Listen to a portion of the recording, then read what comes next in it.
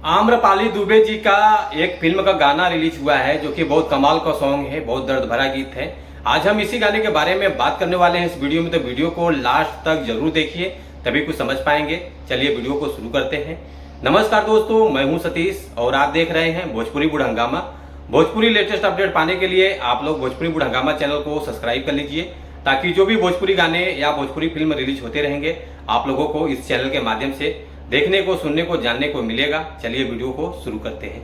आज हम जिस गाने के बारे में आप लोगों से बात कर रहे हैं, गाने का बोल है अजब गजब की दुनिया निराली, जो कि बहुत सुपर डुपर हिट गाना है। यह गाना आम्रपाली दुबे जी पे फिल्माया गया है और इस गाने को गाया है प्रियंका सिंह जी हैं, जो कि बहुत अच्छा गाना इन्होंने गाया है।